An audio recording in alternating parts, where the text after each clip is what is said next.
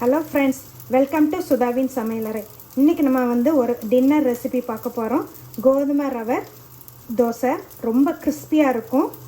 வாங்க அது எப்படி பண்ணலான்னு பார்க்கலாம். நான் இன்றைக்கி அந்த கோதுமை ரவை தோசைக்கு தக்காளி பூண்டு சட்னியும் தேங்காய் சட்னியும் செஞ்சுருக்கேன். ரொம்ப சூப்பராக இருந்ததுங்க. நீங்களும் இந்த வீடியோவை மிஸ் பண்ணாமல் பாருங்கள். இன்றைக்கி வந்து கோதுமை ரவை தோசை பண்ண போகிறோம்.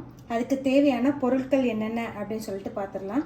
நான் இதில் வந்து 1 கப் கோதுமை எடுத்துருக்கிறேன், 1 கப் அரிசி மாவு எடுத்துருக்கிறேன், 1/2 கப் ரவை எடுத்துருக்கிறேன். இதுதான் அதுக்கான அளவு.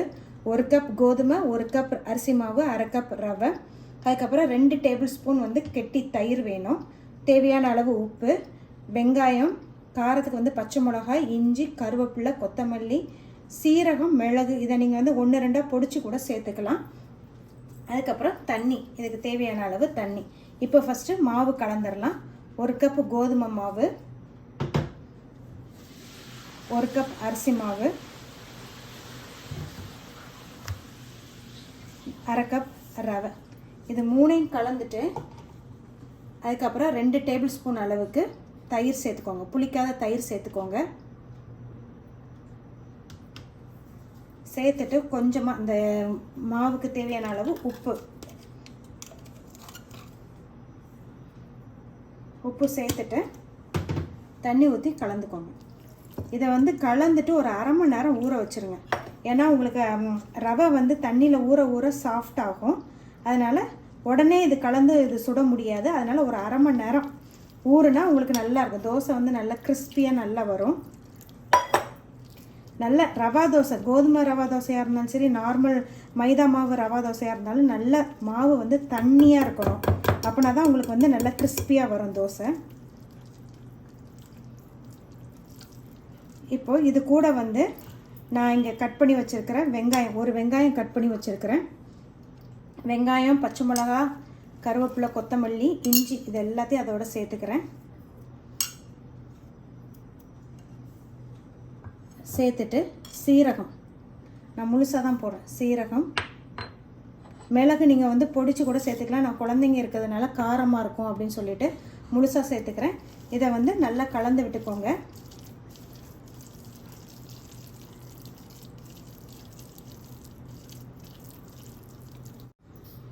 இப்போ நான் மாவை வந்து இந்த மாதிரி கலந்து வச்சுருக்கேன். ஒரு 1/2 அன் ஹவர் ஊறட்டும். ரவை வந்து இப்போ தான் நம்ம சேர்த்துருக்கோம். இந்த தண்ணியில் அது ஊற ஊற அந்த தண்ணியை வந்து அப்படியே உறிஞ்சிக்கும். இன்னும் வந்து இந்த மிக்சர் வந்து கட்டியாகும். அடுத்து ஊற்றும் போது இன்னும் கொஞ்சம் தண்ணி ஊற்றி நல்லா வந்து வாட்டரியாக இருக்கணும். அப்போ தான் ரவா தோசை உங்களுக்கு கிறிஸ்பியாக வரும். ஒரு 1/2 மணி நேரம் இது ஊறட்டும். இப்போ நீங்கள் வந்து உப்பு இதெல்லாம் செக் பண்ணிக்கோங்க, போதுமா என்னங்கிறத பார்த்துக்கோங்க. இது அப்படி ஒரு 1/2 அன் ஹவர் ஊறட்டும். இந்த மாதிரி மாவை வந்து தண்ணியாக கலந்து வச்சுக்கோங்க. நான் இது வந்து கிளாஸ் பவுலில் கலந்துருக்கிறதுனால நான் ஒரு சின்ன கப்பில் வந்து எடுத்துக்கிறேன். இது வந்து தண்ணியாக இருக்கிறதுனால உங்களுக்கு கேஸ் ஸ்டவ் பக்கத்துலலாம் வந்து பொட்டாக விழும். அதை அவாய்ட் பண்ணுறதுக்கு ஒரு சின்ன பவுலில் வந்து நீங்கள் கலந்து ஊற்றணும். இது வந்து என்னென்னா கீழே ஒரு தோசை சுட்டு முடிக்கவும் அடுத்து வந்து என்னென்னா கீழே போய் படியும். அதனால் ஒவ்வொரு தடவையும் கரண்டியை விட்டு நல்லா கலந்து ஊற்றினா தான் உங்களுக்கு நல்லா ஒன்று போல் வரும். வாங்க இப்போ எப்படி தோசை ஊற்றலான்னு பார்க்கலாம். இப்போ வந்து தோசைக்கு வந்து தோசைக்கல் நல்லா சூடாக இருக்கணும். ஒவ்வொரு தடவையும் இந்த மாதிரி கரண்டியை வந்து அடியில் விட்டு கலந்து ஊற்றணும். இப்படி வந்து என்னென்னா தூக்கிட்டு ஊற்றுங்க. இதுக்கு வந்து தோசை வந்து நல்லா ஈவனாலாம் வட்டமாலாம் வராது. இந்த மாதிரி ஊற்றிட்டு கொஞ்சமாக எண்ணெயை ஊற்றி 2 பக்கமும் நல்லா கோல்டன் கலர் ஆகிற வரைக்கும் ஆனோன்னு எடுத்துட வேண்டியதான். ஸோ எண்ணெய் இந்த மாதிரி ஊற்றிக்கோங்க. இப்போ வந்து பாருங்கள், நல்லா ஓரங்கள்லாம் நல்லா ப்ரௌன் ஆயிடுச்சு. இப்போ இந்த தோசையை திருப்பி போட்டுடலாம். பாருங்கள், இப்போவுமே எவ்வளோ கிறிஸ்பியாக இருக்குது. இதே மாதிரி அந்த சைடும் வந்து ப்ரௌன் ஆனோன்னு எடுத்துடலாம். இது வந்து கொஞ்சம் நார்மல் தோசையோட கொஞ்சம் வேகிறதுக்கு லேட் ஆகும். ஃப்ளேமை வந்து என்னென்னா மீடியம் ஃப்ளேமில் வச்சுக்கோங்க, ரொம்ப ஹை ஃப்ளேமில் வைக்காதீங்க. இப்போ இது நல்லா இந்த மாதிரி ப்ரௌன் ஆயிடுச்சு. பாருங்கள், தோசை வந்து நல்ல கிறிஸ்பியாக சூப்பராக வந்திருக்கு. இன்றைக்கி வந்து தக்காளி பூண்டு சட்னி பண்ண போகிறோம். அதுக்கு வந்து கடாயில் வந்து கொஞ்சம் எண்ணெய் ஊற்றிக்கோங்க. எண்ணெய் ஊற்றிட்டு எண்ணெய் கொஞ்சம் சூடேறவும் காரத்துக்கு வந்து 4 காஞ்ச மிளகா போடுறேன். இது வந்து குண்டு மிளகாங்கிறதுனால காரமாக இருக்கும், அதனால் 4 மட்டும் போடுறேன். உங்கள் இது காரத்துக்கு தகுந்த மாதிரி நீங்கள் போட்டுக்கோங்க.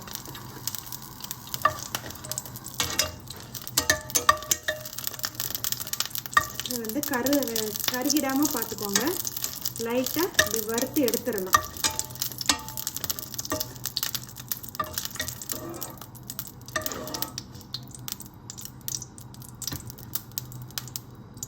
அடுத்து 1 டீஸ்பூன் அளவுக்கு கடலைப்பருப்பு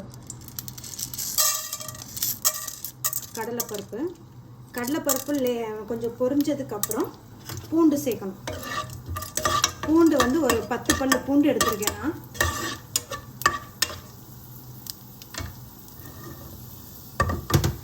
கொஞ்சம் கடலைப்பருப்பு வறுபடட்டும். வறுபட்ட உடனே நம்ம வந்து பூண்டு சேர்க்கணும்.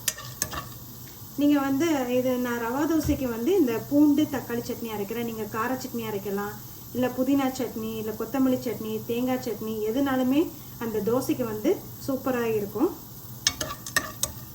பூண்டு சட்னி, வெறும் பூண்டு சட்னி கூட அரைக்கலாம். ஸோ இப்போ வந்து கடலைப்பருப்பு வந்து கொஞ்சம் வறுபட்டுருச்சு. இப்போ நான் வந்து பூண்டு சேர்த்துக்கிறேன்.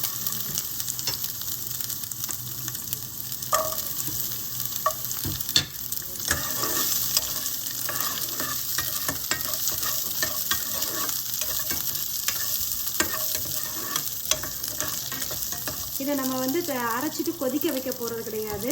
லைட்டாக அந்த தாளிச்சிட்டு அந்த எண்ணெயில் மட்டும் ஒரு 2 நிமிஷம் போட்டு எடுத்துருவோம். அதனால கொஞ்சம் பச்சை வாடை போகிற அளவுக்கு இதை வந்து கொஞ்சம் ஃப்ரை பண்ணி எடுத்துக்கோங்க.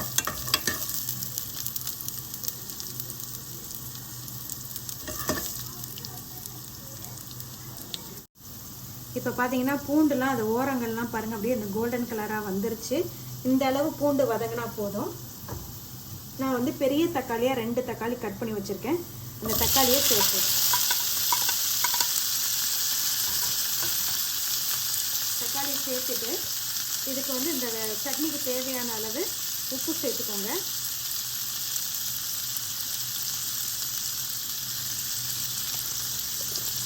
உப்பு சேர்த்துட்டு தக்காளி வந்து நல்லா மசியணும்.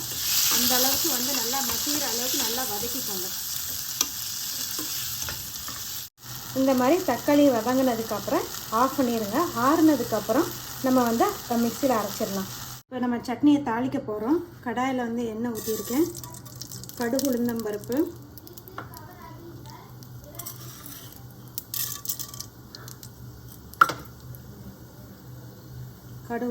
போட்டுட்டு சீரகம் போட்டுக்கோங்க.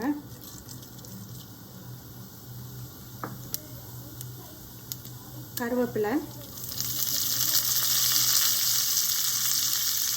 அதுக்கப்புறம் பெருங்காயம் போட்டு நம்ம அரைச்சி வச்சுருக்கிற தக்காளி பூண்டு சட்னியை வந்து அதில் ஊற்றி ஒரு நிமிஷம் நான் கொதிக்கலாம் விட வேண்டாம். சும்மா அந்த ஆயிலே வந்து அந்த ஆயிலே வந்து அந்த சட்னியை வந்து ஒரு பெரட்டி எடுத்துட வேண்டியதான். ஏன்னா நம்ம நல்லா பச்சை வாடை போகிற அளவுக்கு தக்காளியை வதக்கியாச்சு.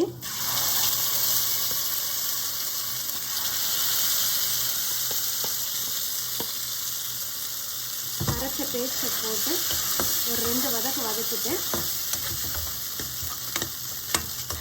அவ்வளோதான். இப்போ ஆஃப் பண்ணிடலாம். இப்போ நம்மளுக்கு தக்காளி பூண்டு சட்னி ரெடி. நல்ல மொறுன்னு கிறிஸ்பியான கோதுமை ரவா தோசை ரெடி. இந்த வீடியோ உங்களுக்கு பிடிச்சிருந்ததுன்னா லைக் பண்ணுங்கள், ஷேர் பண்ணுங்கள், கமெண்ட் பண்ணுங்கள். மறக்காமல் என்னோடய சேனலை சப்ஸ்கிரைப் பண்ணுங்கள். தேங்க்யூ.